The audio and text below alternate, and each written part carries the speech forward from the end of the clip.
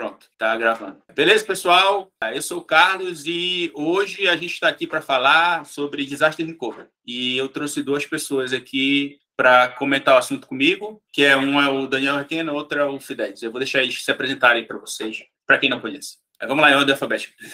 Beleza, então tá, sempre é bom dar a ordem. E aí, pessoal, tudo bem? Obrigado, Carlos, pelo convite. Eu sou o Daniel Requena, trabalho atualmente como SRE, mas o título pode ficar variando, como sempre. E atualmente estou lá no iFood e tenho algumas histórias interessantes e pontos de vista sobre DR que eu acho que é legal a gente comentar aqui. Bom, meu nome é Matheus Fidelis, também sou SRE. Na verdade, eu não sei, eu sou meio com o Severino. O que precisar fazer, eu faço. Não tenho muita frescura, não. Eu vim da área de desenvolvimento, operações. Hoje eu trabalho num grande banco. Estou aí há mais ou menos 8 anos trabalhando só com a indústria financeira e também já trabalhei com bastante startup. Então, já vi bastante acontecer em pequenas e gigantes empresas aí, acho que vai dar bastante coisa para acrescentar aí. Beleza. Eu acho que Severino é a melhor designação para a gente aí, tentando fugir dos hacks aí, etc.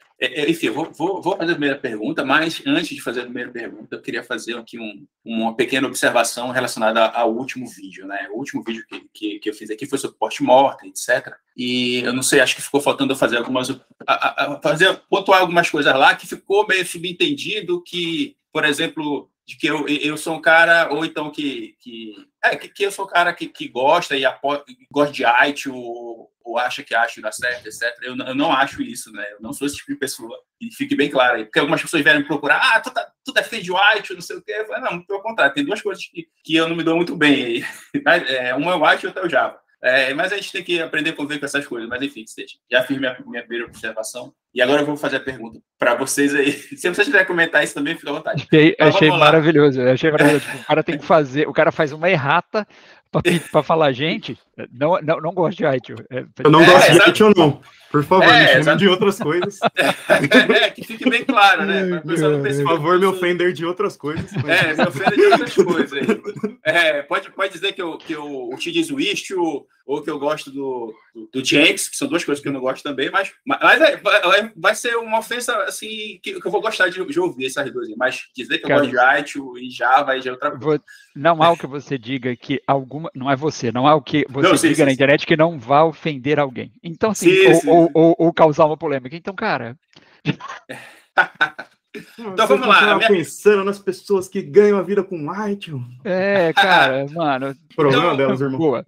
Beleza, vamos lá, vamos ao assunto. Então vamos lá. Estamos falando aqui de Disaster Recovery. E tem uma coisa que é fácil da gente confundir. Até a literatura, ela define de forma muito clara, alguns autores definem de modo muito claro, a fronteira que existe sobre quando o tema é resiliência. Então, eu tenho a resiliência da minha aplicação e eu tenho a resiliência do Disaster Recovery. Então, a pergunta que é para você, nesse mundo de cloud, onde as coisas estão facilitadas e se a gente quiser criar um plano de Disaster Recovery, é bem mais simples, como e onde eu consigo identificar a fronteira, né? Como consigo identificar a fronteira entre a resiliência da minha aplicação e o Disaster Recovery, né? Existe essa fronteira, a gente se confunde, ou a gente sempre tem que pensar nisso, quando a gente vai falando de resiliência, a gente tem que pensar nas duas coisas, ou não existe essa separação? Essa vai pergunta para vocês. Eu preciso só de um negócio. Você começou o programa de hoje avisando que você não gosta de arte, etc. E aí você fala uma introdução de DR e fala assim, na cloud é muito mais fácil. Cara, pode esperar. Aguenta que vai vir a próxima. Como muito mais fácil? Você não sabe como... Mas beleza. Não, assim, tudo bem, tudo bem, mas eu tô zoando, só botando a observação. É mais fácil porque, tipo, no caso, é como se já vem meio mastigado algumas coisas. A gente não é responsável pela infra, pela parte de energética, pela parte física, etc. Tem uma pessoa que tem outros atores para compartilhar isso com a gente. Mas o que seja, foi a pergunta. Eu acho que o que desenha a linha aí de diferença entre o que é resiliência da aplicação e o disaster recovery é a palavra desastre. Eu acho que essa é a grande diferença, né? Porque é engraçado como esse termo aparece lá atrás, há muitos anos atrás na indústria, como algo que, se você pegasse a literatura, sempre falava de terremoto, sempre falava de alagamento, sempre falava de algum desastre natural, incêndios, era sempre assim, né? E isso foi se transformando quando você começa a se desacoplar dessa parte física para ficar no virtual, onde para você sair de Ohio para Virgínia, você não precisa realmente pegar um trem ou um avião e levar as coisas de um lado para o outro, e sim dar alguns cliques ou executar alguns terraforms apontando para um outro lugar. Mas a questão de você, eu acho que o ponto de equilíbrio aí, ele reside se a coisa é sistêmica, né? Porque uma, duas, ou três, algumas aplicações estarem em processo de falha é uma coisa, o seu sistema como um todo, e aí o que você define como o seu sistema também é bastante amplo, né? Você pode falar todas as minhas aplicações, o meu fluxo principal de negócio, alguma parte de sustentação muito importante. Então, o que você coloca, e se essas partes, né, uma dessas partes que você julga muito importante, tiverem um problema sistêmico, tipo, uma coisa que engloba todos eles, você provavelmente ativa um sistema de disaster recovery e não o seu fallback, e não o seu, né, tipo, você não vai para a camada da aplicação, você precisa falar, cara, o sistema como um todo falhou e eu não consigo colocar de volta no ar em tempo hábil, etc., preciso subir um outro, ativar o meu DR. Tudo é tênue, tá? Nada hoje em dia a gente está na pedra, mas eu acho que tem mais ou menos essa divisão. Não sei o que o Fidelis acha. Eu também acho que a gente, antes de falar de disaster recovery, acho que foi pontos extremamente importantes que o Requena levantou, porque a gente precisa definir o que é um desastre. Um desastre pode, tipo, variar de acordo com a empresa, com a aplicação, com tudo. Às vezes pode ser uma aplicação que ela é muito core, e quando ela cai, ela tem o mesmo impacto para o cliente final do que minha região da AWS cair, por exemplo. Então, a gente precisa ver como a gente separa o que é um incidente, que acontece todo dia, toda hora, tipo, como a gente se recupera disso, como que eu ativo meus fallbacks, como que eu vou conduzir um pós-mortem para ver como minha aplicação vai residir, se eu vou ter uma fila, um SQS para suprir meu Kafka por um tempo, e também, tipo assim, caiu um trem no meu data center, que é um outro rolê. Então, tipo assim, é bem isso que o Requena falou. Eu acho que quando a gente fala de desastre, a gente tem que medir ali nosso blast radius, né, que também a literatura coloca, tipo, que normalmente coloca como usa o termo bélico de explosão nuclear, né? Daí tem aquele sitezinho lá que a gente mexe, por exemplo, se cair uma bomba, tipo, X na minha cidade, tipo, como que ela vai afetar tudo em volta, quem que vai pegar fogo, quem vai, tipo, sofrer radiação e tal. Eu acho que para a gente definir o que é desastre para continuidade de negócio, a gente tem que... ela varia muito, tá? Então, tipo, eu acho que nem existe a pedra para ser escrita em pedra nesse rolê, tá ligado? Cara, mas o Fidelis falou um bagulho muito legal, eu esqueci de usar esse termo, né? Você acabou de repetir essa última frase, fala de novo sobre o que está afetando, na verdade, assim, cara, o que afeta o negócio. Então, assim, a gente tem essa tendência a ficar olhando, claro, para sistemas, porque somos todos técnicos aqui, mas, cara, beleza, às vezes um sistema que para você fala, não, sobe isso aqui rápido em outra região, ou starta aqui, etc., cara, você parou um processo extremamente importante para a empresa. Então, pode ser um sistema que é desastre? Pode. Provavelmente, seu sistema está muito mal criado se um sistema causa um desastre para uma BU inteira, né, para uma unidade de negócio inteira. Mas pode acontecer, é verdade. Isso a gente não pode desacoplar, aliás, não dá para desacoplar isso da atividade da empresa e o que significa para ela, né? Beleza. Vocês acham que o RTO, como regra, ele sempre deve ser considerado quando a gente for criar nossa SLA? RTO é o tempo que a gente tem para recuperar, né, de um desastre. Tá? Assim, vocês acham que a gente deve sempre considerar isso no nosso SLA ou tem que ser uma coisa apartada? Ou o SLA tem que ficar só a nível daquelas aplicações, nível de aplicação? A gente não deve se preocupar com desastre, etc. Qual a opinião de vocês? Cara, eu tendo a não misturar essas duas coisas, sendo bem sincero, assim, porque o time to recover, a hora que você, quando você for fazer ali a sua conta do que significa isso, de novo, individualmente para sistema ou para a sua BU inteira, para o que você julga ser extremamente necessário ali de cobrir, vai se isso é um SLA, se você, tipo, por exemplo, tem contratos com outras empresas, então vai muito mais pensando assim, se você for calcular o SLA pensando nisso, eu acho que você vai acabar misturando unidades de coisas diferentes, porque assim, vamos pensar, Hoje em dia a gente tem muito a questão de contratação de um player gigante para fazer alguma coisa, né? Quando esses players gigantes, por exemplo, a Amazon, etc., geralmente, cara, você não tem essa como é que eu vou explicar? Você não tem esse contato tão direto com a AWS para falar assim, ó, o meu SLA aí com vocês tem que ser tal, etc. Quando alguma coisa acontece, quando o bicho pega, quando estoura o problema, fica todo mundo tão mais focado, pensando na empresa que está fornecendo o serviço, em recuperar o mais rápido possível, que o cliente geralmente entende, tá ligado? O cara tem impacto, tem tudo isso que vai acontecer, mas geralmente o cliente acaba entendendo.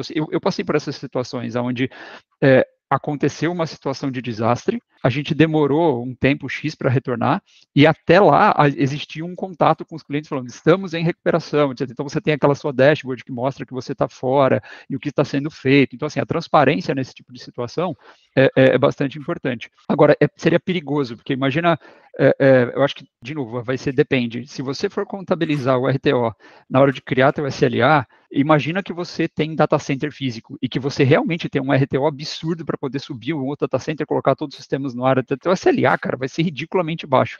Então, até comercialmente falando, eu não sei se aparece isso, porque tem um conceito anterior ao RTO, que geralmente, quando você vai desenvolver DR, faz, que é que você tem aquela matriz não é matriz de disponibilidade, você tem uma matriz que fala assim, cara, qual o evento, qual a probabilidade de acontecer, tipo, qual sistema, o evento que pode causar uma disponibilidade naquele sistema, versus a probabilidade dele acontecer. Eu não lembro o nome dessa matriz, faz tempo que eu não faço isso. Mas essa matriz, ela é meio que, assim, puta, para que você vai, se o RTO de seu data center pegar fogo, explodir, ficar 100% indisponível, é absurdamente alto, só que a chance disso acontecer é muito baixa, não dá para você somar esses fatores e tentar colocar no SLA, sacou? Então você tem que tomar cuidado, acho que muito com isso, assim, de pensar isso em coisas independentes e, assim, dependendo do nível de serviço que você entrega, a criticidade que você tem, vai estar tudo bem para o seu cliente, tá ligado? O cara vai, teoricamente, entender. Mas isso também é discutível, né? Sim, também, tipo, o que influencia muito, a gente deve considerar, tipo, um MTTR, tipo, um RTO dentro de um SLA, é a criticidade do produto que você entrega, né? Por exemplo, um sistema financeiro, um sistema de cotação em tempo real, isso é muito crítico. Então, a maioria, por exemplo, dos clientes, eles contratam baseados no SLA. E também de quanto sua empresa, seu time tem para gastar, porque, tipo, o DR é caro, resiliência é caro. Inclusive, a AWS, ela vende a própria indisponibilidade, com AZ, com multirregião. Então, ela ganha mais dinheiro vendendo o que ela pode falhar. Então, tipo, é um modelo de negócio dela. E depende também, por exemplo, se você vai considerar ou não, se, por exemplo, se meu é um e-commerce, putz, eu não consideraria um SLA, o meu RTO no SLA. Coloca ali na minha dashboard de manutenção, cara, acontece. Pode ser um bagulho programado, eu não posso tratar publicamente como se for um bagulho programado, ninguém precisa saber. Mas, por exemplo, se já é uma aplicação core, assim, de transação de cartão de crédito entre um monte de e-commerce, tipo, me contrata para eu processar a transação de cartão de crédito de um monte de gente, a minha disponibilidade é uma disponibilidade, tipo, em cadeia com um monte de gente. Então, talvez, daí é alinhado com investimento, arquitetura, um monte de parada, daí, nesse caso, eu consideraria. Se fosse eu para apertar um botão, se considerar, não considerar. Claro que envolvem um monte de outras variáveis. Sim. O pessoal confunde muito backup com disaster recovery. Do ponto de vocês, qual é a diferença ou não tem diferença? Então, o pessoal confunde isso, porque... Confunde. Confunde porque, por exemplo... Não, porque, por exemplo... Não, sério. Tipo confundir pão com padaria. Não. Tipo, por exemplo, você tem uma rotina de backup definida. Ela pode se confundir com RPO, entendeu? Então, por exemplo, eu faço backup... sei lá, meu último backup sempre tem uma janela de 24 horas. Aí, aconteceu algum problema, um desastre. Eu vou ter que... quando eu vou recuperar, o pessoal confunde. O pessoal pensa, tem que recuperar o backup daquela minha rotina lá, porque aconteceu desastre. Mas isso não é desastre de recovery, porque o desastre de recovery, ele considera stream. E o RPO não pode ser muito grande, a não ser que seja uma coisa acordada, né? Entendeu? E não pode ser 24 horas, né? Pode ser 2 horas, pode ser 1 hora. O ideal que fosse instantâneo, é stream, né? Que tem um ambiente que está replicado com o outro, né? E a minha perda tem que ser mínima, sei lá, 1 minuto, ou algo parecido. Isso, na verdade, varia de acordo com os contratos. Né? E a minha pergunta é mais nesse sentido, porque o pessoal confunde. O pessoal pensa, tem uma rotina de backup definida, eu faço backup que sei lá, roda todo dia meia-noite e eu tenho sempre esse backup. E se deve tiver algum problema, eu levanto o backup. Entendeu? Então, minha pergunta é mais nesse sentido, não é a mesma coisa, porque desastre, realmente, como vocês falaram, né? Desastre cover é bem diferente de backup, mas dá para confundir, sim. Tipo, não, assim, beleza. Mas o Fidelis tem uma ótima de pão com padaria mesmo. Eu acho que é muito assim, cara, faz parte da resiliência do processo de segurança de sistemas existir backup. Ponto. Fazer a granularidade desse backup, a estratégia que ele vai ser feito, etc. Independente se você tem, assim, ó, imagina, isso acho que a gente pode falar no outro, a gente vai falar daqui mais para frente sobre as estratégias de DR, né? Então tem o DR que é a quente, tem o DR que é warm, tem o DR que é 100% cold. Então são estratégias diferentes para cada sistema, levando em consideração o custo, disponibilidade e o MTTR. Então, assim, se você poderia levar, mesmo você tendo um DR hot, tipo, cara, o negócio tá ali, ao vivo, você tem backup. Tá ligado? Então, tipo, é indiferente, né? Uma coisa, até porque geralmente backup você está associado ao corrompimento dos dados ou à perda dos dados. Então você precisa voltar àquele estado do sistema anterior. Mas o DR é uma coisa muito mais macro, muito mais complexa do que gerenciar a parte de backup. Sim, eu também, a associação do pão com padaria, por exemplo, o backup é uma das coisas que você precisa ter para ter um disaster recovery efetivo, né? Então, a padaria vende só pão? Não, eles têm pão lá, é o backup. Então, eu acho que a gente confunde muito, sei lá, a ferramenta com o objetivo, sabe? Então, eu acho que ter backup faz parte de uma estratégia de continuidade de negócio, ter backup. Mas não necessariamente ela represente o disaster recovery, que backup, ela é o básico, pode ser, a resposta para um incidente comum. Corrompeu, rodaram um alter table lá, bosta, não rodaram uma migration, não escreveram rollback, ou não tinha rollback, deu merda, é backup. E, como que eu vou fazer isso? Eu vou ter incrementos nesse backup, vai ser incremental durante o dia, como que eu vou replicar esse backup pro meu DR também, que, é um bagulho, é normal você ter um backup num data center e, não repassar pro outro, né? Daí você não consegue restaurar por causa do backup, você não... Então, são N variáveis, assim, que a gente tem que considerar, né? Então, eu acho que até fiquei surpreso do pessoal confundir isso. Sim. Tenho backup, então posso restaurar a qualquer momento. Cai meteoro aqui que minha aplicação fica no ar que eu tenho backup, né? Cara, e é engraçado, né? Esse negócio do backup, ele me faz sempre lembrar daquela metáfora que o pessoal fala de que é o backup de Schroeder, tá ligado? Que é o backup que você não testa. Então, é o backup que você não sabe. Você não sabe se o backup funciona até eventualmente você precisar. Então, ele tá morto e vivo ao mesmo tempo. E o DR acontece a mesma coisa. A quantidade de vezes que eu vejo DR em papel, cara, eu vi dezenas de vezes na minha carreira, assim. Beleza, então a gente vai fazer isso. Tá, você testou? Você tem uma rotina, pelo menos, cara, tem rotina mocada de DR, tem várias formas de você testar, depende do sistema, depende da criticidade, depende de lá. Mas se você não testa backup, se você não testa procedimento de DR, se você não tem a rotina, etc., você não tem, né? Então tem a premissa da administração de sistema de quem tem um não tem nenhum, quem tem dois tem um, é a mesma coisa, você ter as coisas no papel, ou até mesmo sendo replicadas, mas você nunca testou, é a mesma coisa que você não ter. Essa questão de teste é importante, assim, eu participei de uma certificação de uma empresa que eu trabalhei, a gente conseguiu ser certificado como Advanced Partner da AWS. E, um dos requisitos é ter o plano lá de disaster recovery. E dentro do plano tem a parte lá do backup e eles cobram, né? Eles cobram, tem que ter os testes do backup, como é que você faz os testes de backup, tem os vários tipos de backup, dos vários níveis da tua aplicação, né? Pode ter backup lá dos scripts, backup do sistema operacional, backup da própria aplicação em si, como é que é feito, etc. Então, eles são bastante exigentes. Essa parte que o Requena falou realmente é muito importante, né? De testar as coisas. O backup que não sabe se está funcionando ou não, porque a gente não testou.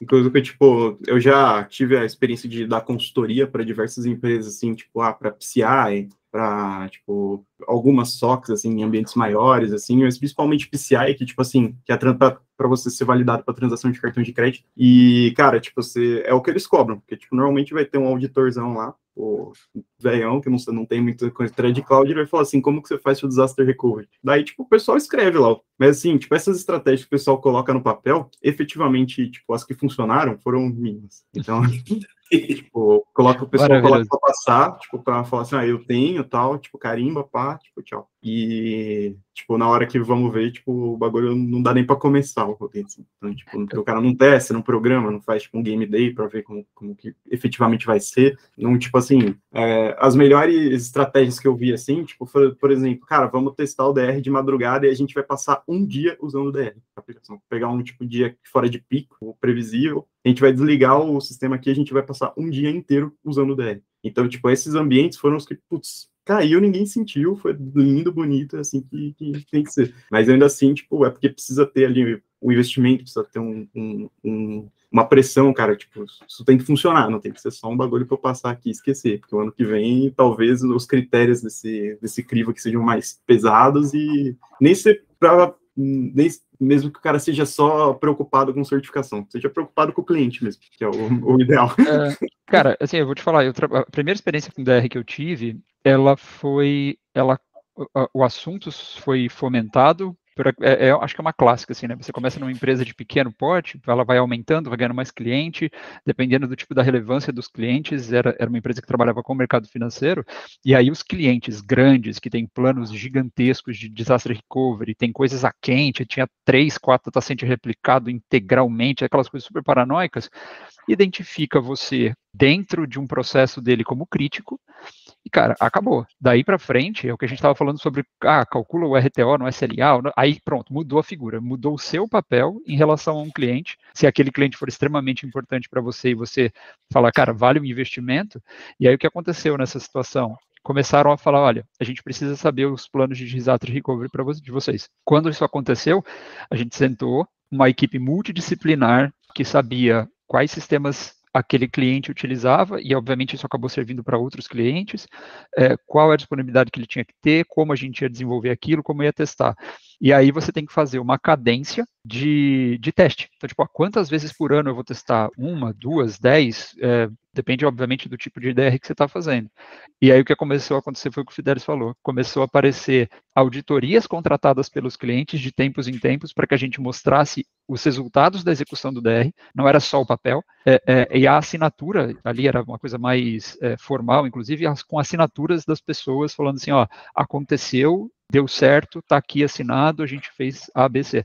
E as estratégias de teste, tem dezenas delas, acho que a gente pode falar daqui a pouco, mas era mais ou menos essa, era tipo, vamos, durante um dia de pouca utilização dos sistemas, simplesmente virar para cima do DR, provar que ele funciona, só que o que a gente fazia a gente depois devolvia o sistema no estado original. Então, assim, nós acordávamos com os clientes principais que queriam a prova de que a gente estava no ar, a gente rodava todo o sistema para rodar no backup, para rodar no site de Disaster Recovery, eles faziam o procedimento necessário, e aí a gente desfazia e falava, beleza, como hoje não tem dados para vocês consumirem reais, tipo, não vai dar diferença, é só na segunda-feira vocês apertarem o botão que vai funcionar de novo, e tá tudo bem, mas estava testado o processo de cabo a rabo, sacou? Então é bastante interessante você criar essas estratégias.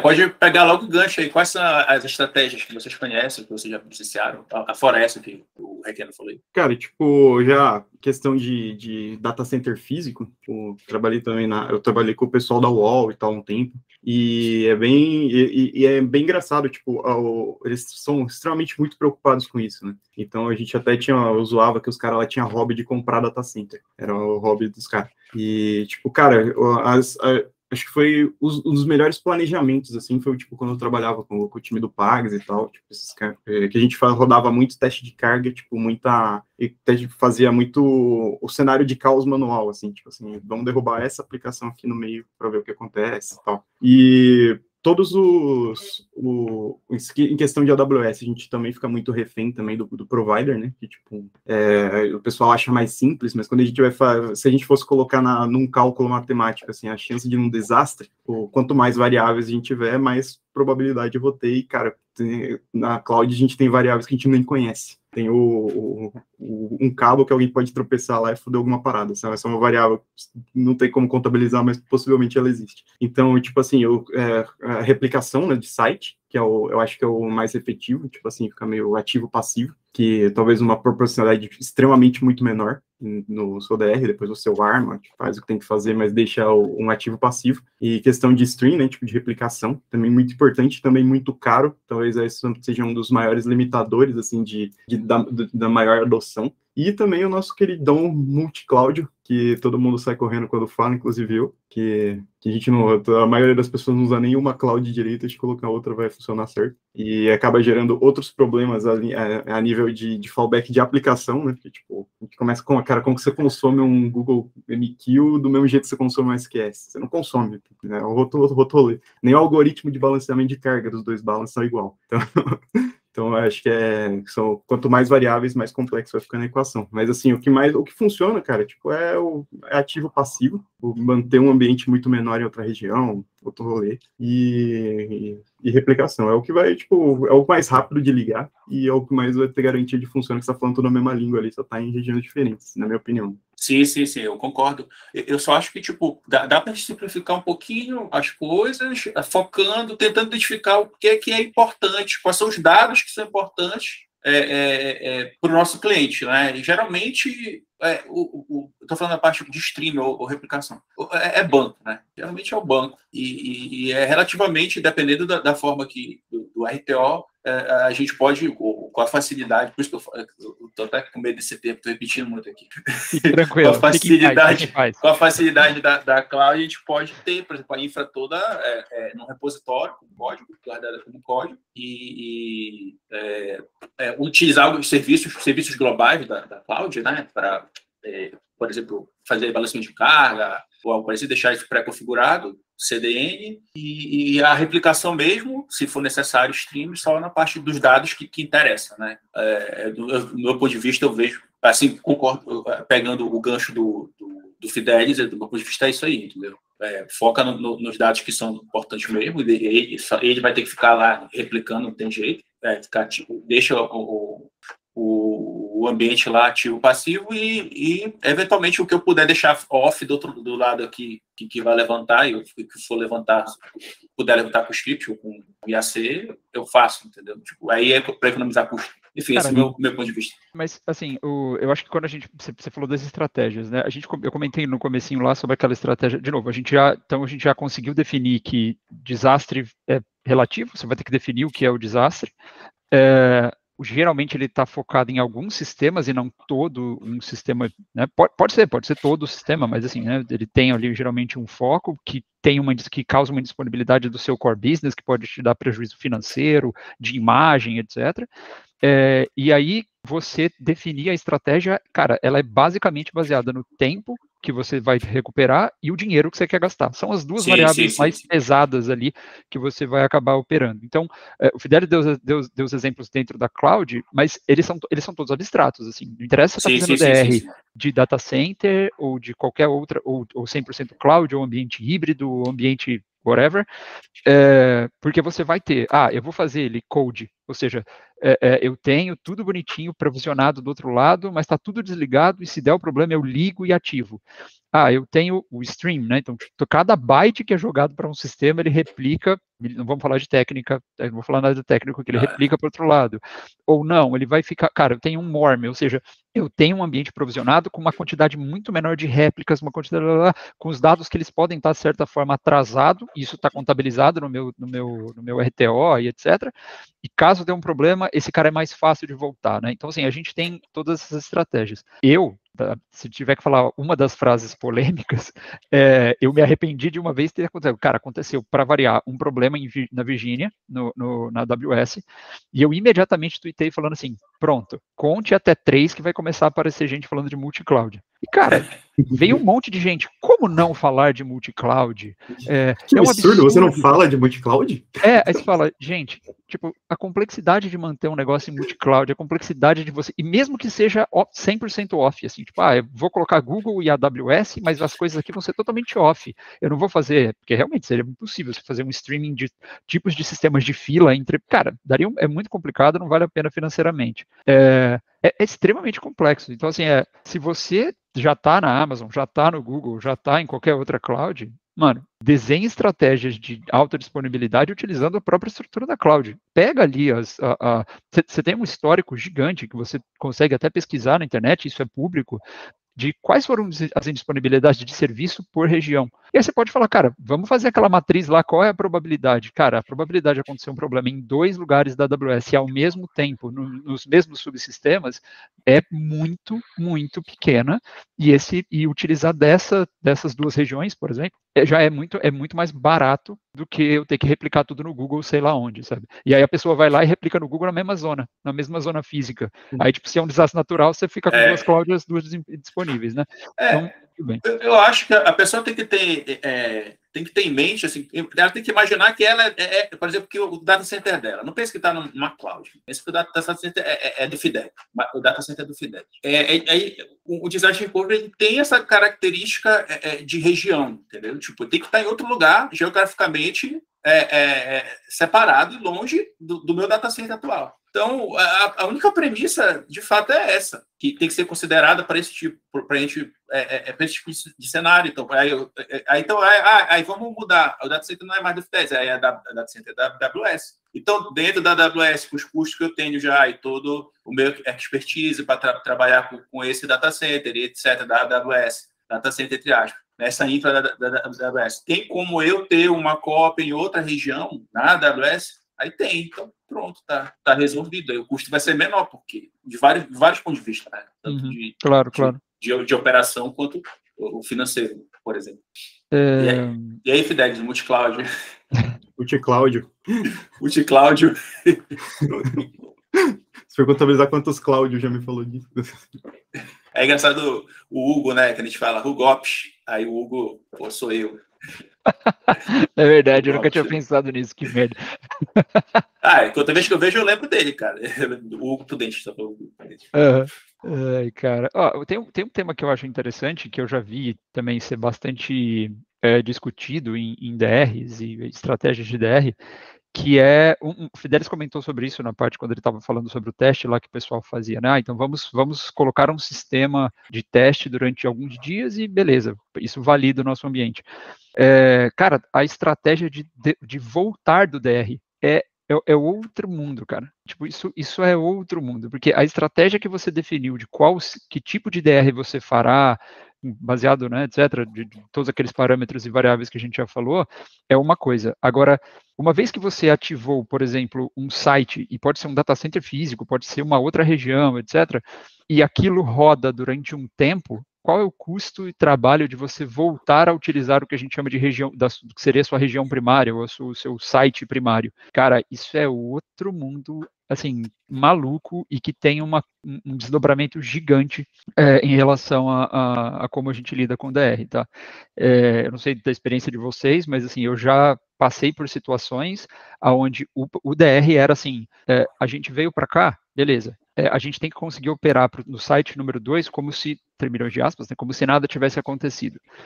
Mas e aí, o que a gente vai fazer na volta? E aí o plano falava, na volta a gente compra, na volta a gente vê. Porque, cara, assim, você voltar pode ser, tipo, muito caro, muito complicado, de causar uma indisponibilidade, entre aspas, tão grande quanto foi o primeiro desastre. Porque voltar aos sistemas não é um negócio simples, assim, e você pode falar, tudo bem, mas você pode ir voltando aos poucos. A gente sabe que não é assim, que você não é todo o sistema que você pode voltar aos poucos. Então, é uma coisa, é uma estratégia bem complicada também, o que você faz depois do desastre principal resolvido, né? Uma questão principalmente quando a gente fala de dados, né? Por exemplo, a gente está escrevendo num banco no data center A, tipo, começa a escrever no B, só que você tem uma replicação, tipo, unilateral. Então, como que você faz agora para voltar a replicação, sem causar um monte de falha de índice, etc. Tipo assim, o que eu já vi funcionar muito bem é orientar eventos, arquitetura assíncrona, tipo, falando de Kafka, usar Mirror Maker para, tipo, ficar aplicando Kafka, tipo, separar a escrita de leitura, tipo, ter escrita eventualmente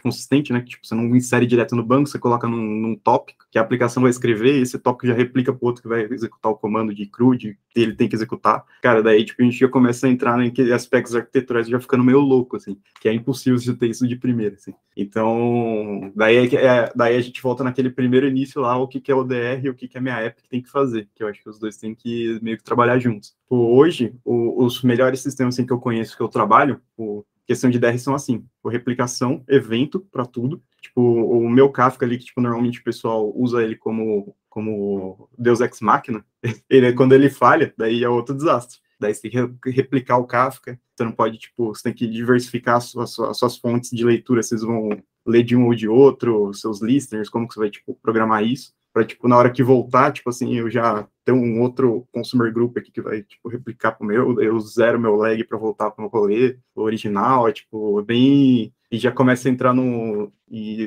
ficar no louco, naquele meme lá do cara desenhando, assim, porque no fim, DR, tipo, em empresas grandes, assim, tipo, em ambientes complexos, vai ser isso. Porque, tipo, o que também pode ser acordado no DR é que nem tudo precisa funcionar no DR, né? É só, por exemplo, se minha empresa vende, tipo, caneca e microfone. Minha caneca é 99% das minhas vendas, tipo, eu desligo o microfone, foda-se. Tipo, tô acordado, mantenho ali 99 dos meus clientes tranquilos, esse 1% eu lido depois, vamos ver como que eu vou funcionar, depois vou chaveando o cara para a região certa. A crítica que eu recebi em relação, quando eu falei de multi-cloud era um negócio super complexo, foi essa. O pessoal falando, você não precisa colocar tudo em multi-cloud. E isso é verdade, você não precisa nem colocar tudo em DR, gente. Coloque só o que é realmente crítico, a gente falou isso logo no começo. Nem sempre é possível. Então, assim, se a parte de pagamento, para você estar liberado para que as pessoas continuem fazendo pagamento de maquininhas ou alguma coisa assim, é a parte mais importante, você deveria fazer isso, por exemplo, utilizando multi-cloud para se defender quanto a isso, estou dando um exemplo, tá? E beleza, tipo, isso por si só já vai ser complicado? Vai, mas você vai pegar o seu core business, a coisa que mais te dá lucro de volta, e vai ter ali uma resiliência maior, né, para lidar com isso. Mas quando a gente está falando de sistemas muito grandes, etc., aí a coisa muda um pouco de figura. Estratégia de multi-cloud, acho que a primeira coisa que a gente tem que desmistificar é que é alguma coisa que tem que estar relacionada a disaster recovery, que é nosso tema aqui, entendeu? Tem outras estratégias ligadas à resiliência, a própria parte arquitetural que pode se encaixar no multi-cloud, né? Mas a gente tem que desmistificar isso. Justamente a resposta a esse tweet aí do Requena, que é a primeira coisa que a pessoa que é um pensamento, é um empirismo, né? Nossa, olha, caiu aqui a AWS como se fosse, sei lá, o data center ali do Juquinha. Caiu, agora tem o Google aqui, vai ser o meu disaster recovery. Colocar no papel. Beleza, a AWS caiu, o custo que o cara teve nesse downtime X, o custo que ele teve para manter tudo em multi-cloud 7x. Mas eu gosto dos comentários ainda mais rasos, que é assim, cara, vai lá, muda a linha do provider do Terraform e executa. Não acredito. Eu falo, gente, sério, cara, alguém falou isso mesmo. A gente identificou alguém que nunca usou nenhum provider Exato. do Terraform, não usou o Terraform, nunca usou a cloud. Não é possível, cara. Não é possível. Você não fez nada além da primeira linha do tutorial, né? Não é possível. É complicadíssimo isso, cara. Um dos motivos de eu chamar vocês para conversar aqui é justamente tentar focar no que é problema de verdade, né, cara? Assim, tipo, pega os assuntos, tento fugir eu não quero usar esse termo, o pessoal confunde, mas é negacionismo, sim, cara. Tipo assim, misturou hype com negacionismo, é esse tipo de debate aí. Agora ficar falando aqui sobre chat GPT, ficar falando sobre, sei lá, alguns temas aí que são só hype, assim, multi-cloud. E cara, eu acho isso ruim, assim, eu acho que isso desvirtua, porque muitas pessoas que acompanham a gente que está começando, aí o cara precisa ter fundamento, precisa olhar o mundo real, ver quais são os problemas que acontecem na vida real de verdade, e aí o cara fica se preocupando, meu Deus, multi-cloud, olha, eu vou ter que aprender aqui um monte de coisa sobre esses temas, etc, e é complicado. O cara assim. passa 3 horas estudando, corrompe um HD e ele não sabe o que fazer. Tipo, exatamente. O banco faz o básico.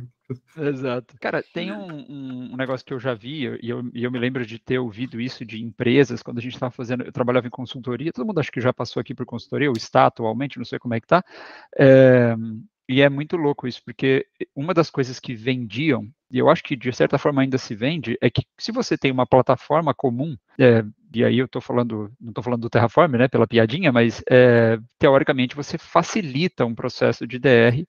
Então, quando você fala que você tem, hoje, e aí era isso que era vendido na época, se você tem Kubernetes é igual em qualquer cloud provider. Então, na teoria, você poderia recuperar as suas aplicações de forma agnóstica ao cloud provider.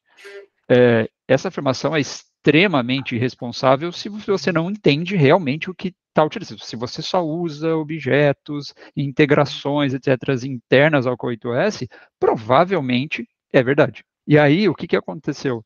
Começou um movimento de tudo vai rodar no Kubernetes, porque aí eu ganho essa abstração, que aí eu não preciso mais lidar com coisa. E o que para mim foi uma das coisas que mais distorceu a forma que o Kubernetes acabou sendo utilizado e o aumento exponencial ali de complexidade dele, foi isso. Porque as pessoas querem acreditar nessa ideia de que isso vai tornar tudo mais simples. Colocar tudo lá vai ser muito mais simples em uma situação de desacoplamento de cloud. Eu não quero mais trabalhar na AWS, eu quero trabalhar na Azure, eu não quero... E, cara, isso é de uma ilusão absurda, né? E é igual, não é a mesmo nível de ilusionismo que tem sobre o Terraform, de essa mudar alguma coisa, mas é muito difícil você realmente conseguir estruturar todo um sistema que vai rodar tudo ali dentro do Kubernetes e que está tudo bem, e que a sua camada de abstração agora é ele, e que você está livre para viver em qualquer cloud que você tiver. Melhora? Cara, provavelmente melhora. Sim, melhor, é mais fácil, teoricamente, mas a sua aplicação, o que sua aplicação faz fora do Kubernetes? Só a hora de você falar disso, pronto, já era. Tipo, você já matou todo o discurso, né? Eu acho que é o que você falou. Tem muito... É bom a gente falar, porque, assim, cara, o mundo real não é assim. Né? E a literatura, ela é muito mais... Ela é a teoria, a prática é outra coisa. Porque a questão é, se tu foca no fundamento, dos fundamentos do que é agnóstico de fato, aí tu consegue lidar com os problemas, né? O problema que tu vai ter, por exemplo, se você tiver uma plataforma baseada em Terraform, se tiver uma plataforma baseada em Kubernetes, eu consigo dar esse segundo passo do que você falou aí. E a aplicação, como é que ela vai conversar com o quê? Ela tá entendendo? Que é onde está o problema de verdade, né? E se a gente tem fundamento, a gente consegue, enfim, a gente consegue lidar com a situação de uma forma mais racional. Em questão de, tipo, eu também acho que é extremamente responsável, porque, tipo, hoje a ideia majoritária que o pessoal tem do Kubernetes é exatamente essa que o Requena falou. Tipo assim, vou colocar em Kubernetes para eu ficar agnóstico à cloud. Tipo, mas lá no seu cluster lá de EKS, do seu GKE, tem CRDs próprios com que trabalham de certas... Você tem que, tipo, escrever manifestos próprios para você trabalhar com esses caras. Então, tipo, não é um apply, é um outro rolê. Sim. Tipo, e questão de... Putz, beleza, rodo tudo em Kubernetes, tipo, sou agnóstico, eu uso todas as clouds, mas eu uso EC2, eu uso VM, tá ligado? Tipo, putz, tipo, intolerante à lactose na feira do queijo. Tipo, você vai ter um monte de coisa lá que você vai dar hora pra você pegar e você não vai usar nada, porque, tipo, aquelas pessoas agnósticas. Eu estou elegendo o Fidelis como o cara das analogias. Acabou. Pão, padaria, né? Acabou. Eu acho que é porque hoje é sábado, né? Já falou de padaria, de feira. Mano, são as melhores analogias. Isso que dá ter três pais de família no mesmo vídeo, né? Sábado, né? Padaria, feira. Padaria, feirinha, mercadinho, hortifruti, chega na sexta, bom. Ai, meu Deus. Cara, tem um negócio bem legal, assim, que nós estamos fazendo. Olha só, né? Eu já estou falando em nome, eu não estou falando em nome da empresa que eu trabalho atualmente, tem que deixar tudo bem claro aqui, né? Mas uma das coisas que eu estou achando bastante interessante que é o que a gente falou sobre o DR, né? Tipo, com qual frequência você testa, o quanto que você, como isso está estruturado. Tem vários papéis mais formais que, dependendo do tamanho da sua empresa, etc., podem não existir, mas, por exemplo, eu não sei se o Fidelis que trabalha hoje no mercado financeiro sabe que acho que existe isso muito em banco, que é quem é o declarador da emergência. Tipo, tem uma pessoa que é responsável por apertar o botão do tipo, entramos em contingência, isso precisa virar. Porque isso é uma decisão basicamente de negócio, isso não é uma decisão técnica, isso é uma decisão de negócio. Então, assim, ter esses papéis, dependendo do tamanho do seu processo de disaster recovery, etc., pode ser necessário. Pode ser que não, pode ser que fique concentrado tudo em algumas pessoas ali e está tudo bem. Mas, para mim, o maior problema do disaster recovery, para a gente não entrar no problema do disaster recovery de Schrödinger, é você ter ou uma rotina de tempos em tempos de teste, etc., do seu sistema, ou o que é mais complexo, de certa forma, de se começar, que é você incorporar o DR na sua rotina. Sabe quando a pessoa fala assim, eu não tenho um processo de desenvolvimento de software seguro, o que eu faço é, eu codo o mais rápido possível, coloco em produção e eu tenho uma área que vai ver se eu fiz alguma besteira, ou tem uns pipeline louco aqui que roda e faz umas checagens iniciais, e aí eu vou corrigindo. É mais ou menos a mesma coisa, assim, ou você tem a possibilidade de falar, ó, a gente pensa no DR como uma coisa separada e que tem um processo próprio e que, obviamente, tem... Ou você incorpora.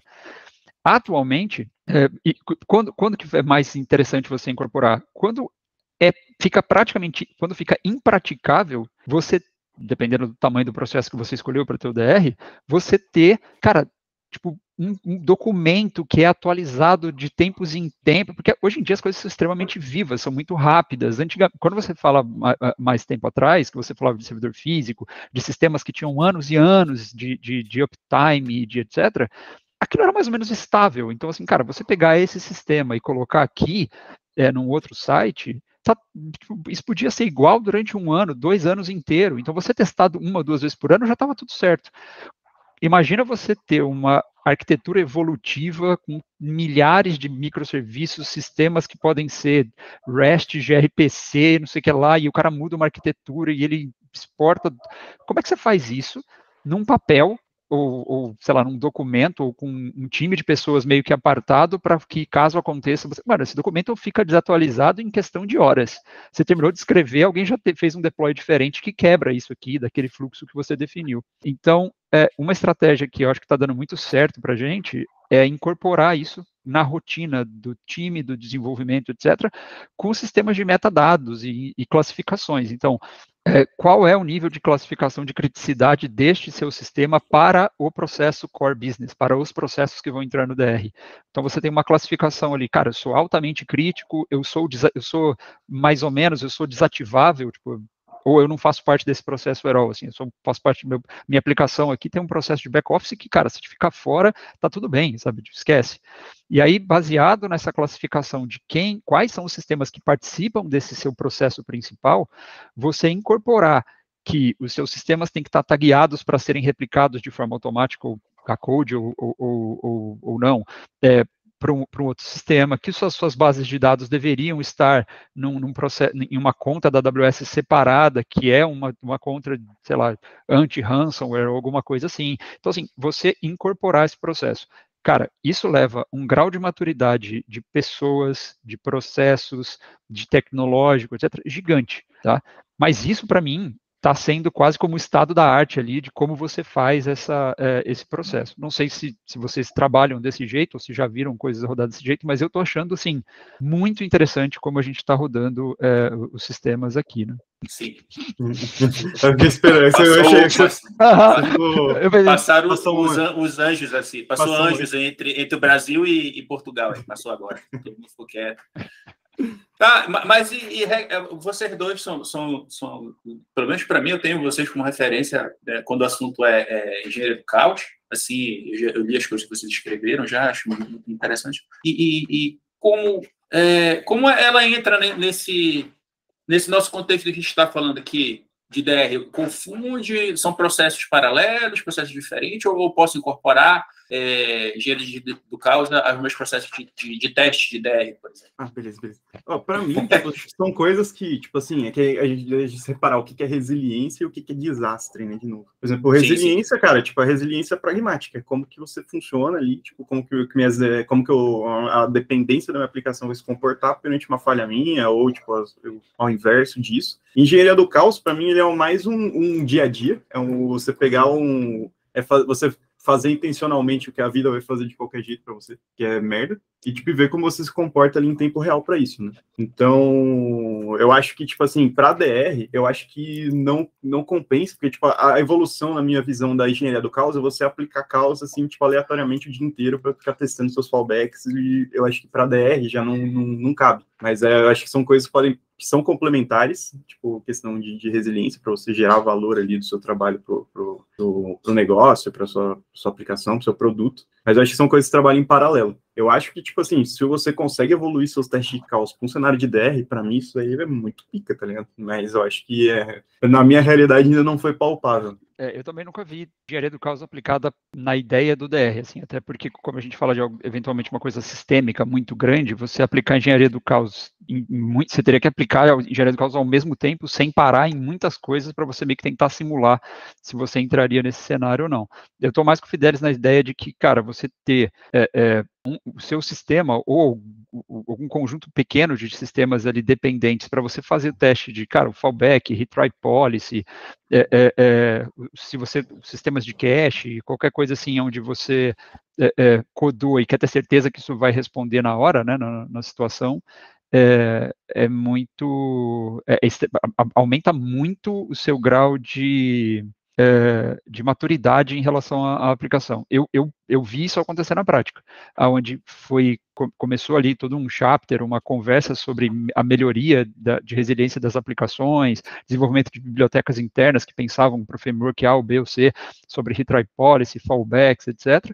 E o passo seguinte foi, nós precisamos ter uma agenda, olha que legal também, incorporada dentro dos times, por isso que eu falo sobre você distribuir essa responsabilidade nas mini caixinhas. Você ter um grande dono para sistemas distribuídos hoje, isso não faz sentido nem processual mais.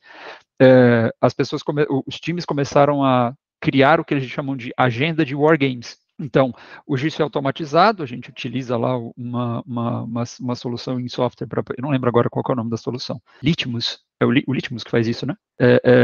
Eu não sei se eu estou confundindo o K6 com o Litmus, eu acho que o K6 é para load test, e o Litmus eu acho que é para engenharia do caos, né? O Litmus, tem o Litmus, tem o Gremlin, tem o... Isso.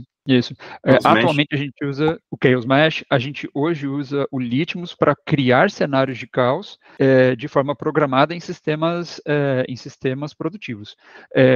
Você faz isso enquanto está no meio de um horário onde está todo mundo comprando, etc. Não, mas você faz isso em horários mais tranquilos para saber, cara, como o sistema está respondendo, etc. Eu nunca vi a engenharia do caos aplicada para sistemas de DR. Eu sempre continuo vendo ela para melhorar a resiliência e testes do que a gente faz dentro da camada de aplicação. A minha pergunta foi mais no sentido daquilo que a gente está debatendo aqui, que tipo, não lembro quem foi que falou que às vezes a gente tem que testar o próprio ambiente lá do DR, né? Assim, tipo, colocar ele à prova e se não caberia, a minha pergunta mais nesse sentido, né? Se não caberia usar técnicas de engenharia do caos também para esse tipo de situação.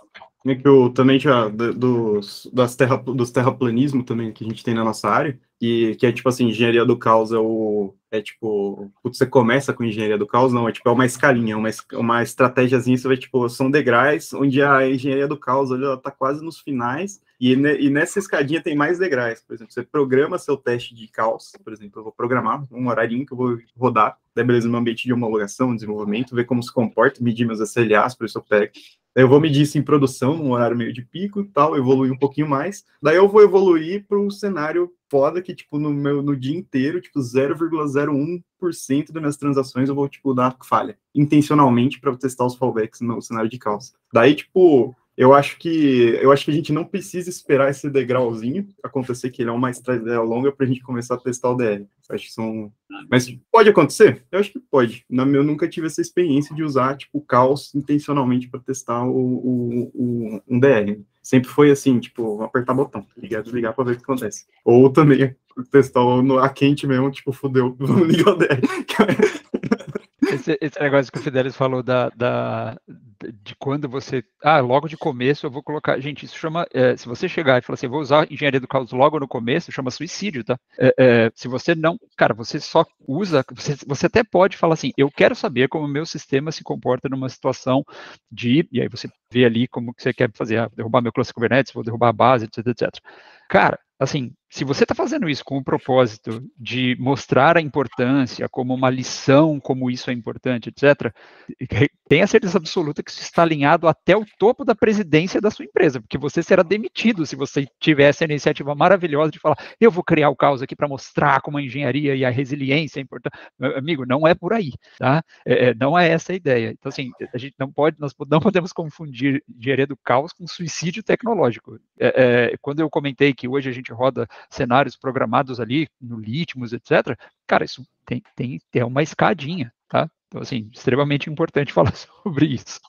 A gente tem que primeiro fazer o feijão com arroz, a gente tem que saber o que é o feijão com arroz, para depois ficar pensando nessas outras coisas que a gente está comentando aqui, né? E caso ainda tem a questão de saber se existe mesmo necessidade ou não, dependendo de onde você esteja, talvez não precise, né?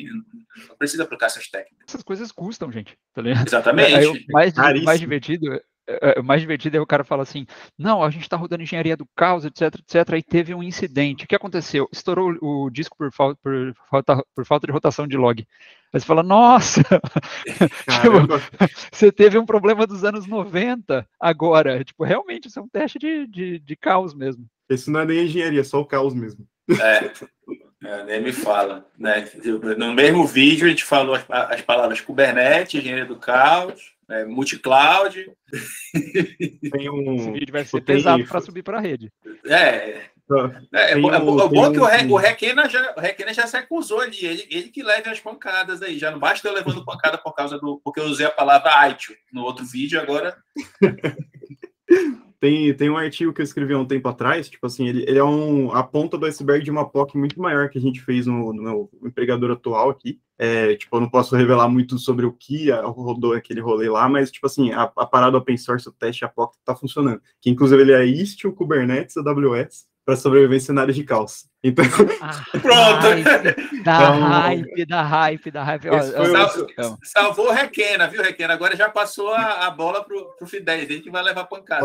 Pode procurar aí, tipo assim, é um artigo cansativo, ele tem muito detalhe, tem um monte de bagulho, mas, tipo assim, é bem bacana de ler para entender, assim, como que você constrói um teste de caos, assim. É muito diferente, assim, do que o pessoal passa aí no... Por mais que ele esteja escrito no Medium, ele é um pouco muito diferente do que o pessoal passa aí de como fazer cenários de caos. Aplica esse bagulho aqui. É bem complexo, tem ali todos os steps ali que eu conduzi numa POC, tipo, simulando um cenário real. Eu codei várias aplicações para, tipo, simular, tipo, as conexões e tal, para portar, num cenário muito menor do que foi realizado de verdade no cenário produtivo que a gente aplicou esse cara aí. Mas, assim, quando ele é bem aplicadinho, tipo, a gente simulou falhas de AZ, tipo, perder 30% do capacity, 40% do capacity, 100% do capacity, tipo assim, zoando, tipo, as métricas, a gente mediu em 2 SLAs, o que a app estava sofrendo e o que o cliente final estava sofrendo, a gente conseguiu reduzir para 99%, assim. Tipo, a gente derrubou a AZ, tipo, matou a aplicação, simulou, tipo,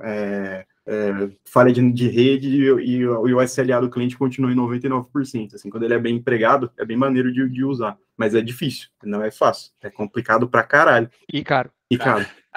Como vocês enxergam o papel de um dev moderno, né, um desenvolvedor moderno, no que diz respeito à questão de políticas de DR? Assim, qual o nível de preocupação que o dev tem que ter? Vocês acham que ele tem que se preocupar com isso também ou não? Ele não tem que se preocupar, ele tem que só fazer o papel dele? Eu acho, sinceramente, que todo mundo deve ser uma preocupação corporativa, né? Tipo, você tem que, tipo, igual o Requena falou, que tipo assim, não faz sentido você colocar um bagulho de responsabilidade de um sistema distribuído em um pilar só. Né? Não faz sentido ele ser distribuído, se você tem esse tipo de mindset, né? Então, cara, tipo, para mim, o exemplo do Requena foi o melhor, que, tipo, você, tipo, espalhar essa responsabilidade para os times, né? Então, por exemplo, a gente começar a medir, por exemplo, quando a gente for testar nossos DRs, a gente mapear os times que falharam, falar assim, cara, você tem que responder isso aqui. Tipo, você não é pago para escrever código, você é pago para, tipo, dar soluções para problemas. Então, a partir do momento que você torna esse problema uma responsabilidade, tipo, do grupo inteiro, não só de um time, eu acho que funciona melhor, assim, tipo, o pessoal, tipo, abraça melhor, né? Porque senão eu falo assim, vou codar minha app aqui, putz, tem DR. Eles têm DR. Daí você não programa o deploy no DR. Tá cheio de variável de ambiente apontando. Exato. Mas eu acho que é isso mesmo, porque assim, quando você... o dev, ele não vai precisar saber que o banco de dados dele foi replicado do jeito A, B, usando a técnica X, Y, Z. Tipo assim, a ideia só é que, cara, a sua aplicação está no processo crítico X. Tá? Então, assim, dado isso, a gente tem que pensar que essa aplicação pode sair daqui para outro lugar, ela pode ser desligada e ter que começar a consumida em outro lugar, etc. Então, quando você coloca isso como parte do requisito, ela vai ter várias mudanças arquiteturais que vai ter que ser codada, várias mudanças também na parte de resiliência, de modularização, deles deu o exemplo da clássico ali, como é que você imputa a configuração dentro da sua aplicação. Tipo, não, tá tudo chumbado. Já era, cara, você pode pegar, você não tem que fazer, você vai ter que recompilar a aplicação mudando tudo. Então, assim, vai muito nessa camada. A gente quando você divide a responsabilidade para todo mundo, a pessoa fica responsável pelo quinhão dela, né? Ela fica dentro ali daquela ideia, assim, ela não vai fugir muito do domínio dela, então não é, nossa, agora eu vou ter que saber desde BGP, tipo, se o cara for fazer alguma coisa nessa camada, até não é isso. É basicamente um entendimento do porquê aquilo está sendo feito, a criticidade daquela aplicação, e como aquilo deve ser aplicado. É melhor que seja feito isso de forma cross na empresa, para toda a empresa? Mas também não é uma coisa exigida, assim, tipo, não, aí você tem que usar tal técnica, tem que subir tal tipo de arquitetura. Não, acho que você tem ali uma liberdade, mas vai muito dessa responsabilidade compartilhada. Se não dá certo. Não dá mais para o tamanho dos sistemas, tamanhos das empresas, etc., ter a área de DR, ou as pessoas responsáveis. Não dá, simplesmente não dá. Beleza. Um ator muito claro nessas situações que a gente está falando é o negócio. A gente tem que trazer, eu falei dos devs, agora eu vou pular para os negócios. A gente tem que trazer o negócio para perto. Ainda digo mais, assim, alguns autores radicais dizem que tem que trazer o próprio cliente para perto. Qual é a opinião de vocês sobre isso? Eu acho que é muito importante, né? Porque, tipo, a maioria, assim, por exemplo, dos planos de DR, quem decreta que é um DR é o negócio, né? Por exemplo, existem empresas, por exemplo, se a gente for fazer escala de incidente, por exemplo, todos os incidentes são P2 até que um negócio declare que um é um P1. Então, depende muito da dinâmica ali, mas eu acho que, tipo assim, para qualquer cenário de caos, assim, tipo, de destruição total, de choro e morte, eu acho que o negócio tem que estar perto, porque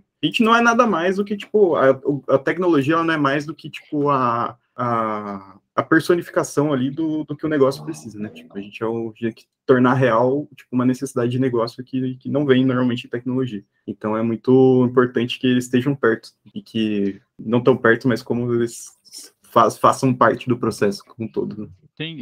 Quem declara o que é um desastre, quem define o que pode, o que falha para ser considerado um desastre é o negócio. A área de tecnologia, nesse sentido, ela é uma mera executora. Por favor, não me joguem pedra, entendam o que eu quis dizer. Nesse processo.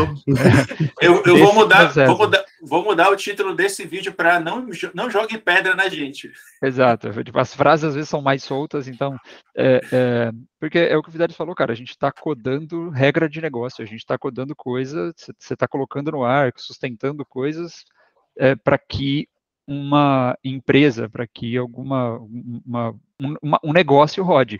Então, eu nunca vi, ainda bem, eu nunca vi a área de tecnologia ter esse poder de declarar o desastre, nunca. Isso pelo menos é uma coisa boa. Os lugares que eu trabalhei com DR sempre tinham esses papéis de o negócio define. O próprio livro de SRE do Google fala, né? Sobre quem define SLA, SLO e etc. Tipo, cara, tem papéis de quem define isso. Então, é a mesma coisa. É a mesma coisa. Quem vai definir é 100% o negócio, e muitas vezes isso vem da área de negócio. Né? A necessidade de pedir DR, etc., vem da área de negócio também. Né? Porque no final das contas, eles vão sentir, o cliente também vai sentir. A gente só serve muitas vezes para levar a culpa, né? Mas, enfim.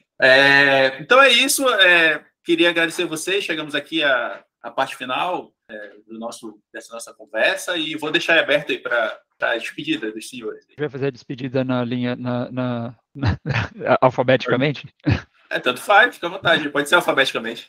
Beleza. Cara, Carlos, brigadão, cara, pelo convite. Me senti honrado de estar aqui com vocês discutindo e debatendo e criando polêmicas sobre esse tema. E é isso. Muito obrigado aí. E bora não executar a engenharia do caos sem o devido preparo. É a única coisa que eu peço, por favor. Pelo amor de Deus. Me agradecer também, sempre fico muito feliz com os convites do Carlos aqui para participar. Foi bem da hora, foi extremamente construtivo. Acho maneiro, me diverti bastante, principalmente falando de tecnologia num sábado, fiquei morrendo de vontade de abrir uma breja, mas me diverti pra caralho, não foi foi o melhor foi melhor do que a breja, viu? Considerei isso como uma acabou de voltar, né? Acabou de voltar do mercado, da padaria. Da padaria, já varri a calçada. Obrigadão aí, galera. Sensacional. Eu queria agradecer a presença dos senhores. Eu gosto muito das nossas conversas, assim, são muito enriquecedoras. Eu considero vocês duas bibliotecas vivas e agradeço muito o compartilhamento das experiências e é isso, galera. A gente se vê na próxima. Até mais. Até logo. Valeu. Agora deixa eu ver como é que desliga aqui toda vez. Aí ele aperta o stop, para de gravar, perde a gravação, né? Foi. Pelo amor de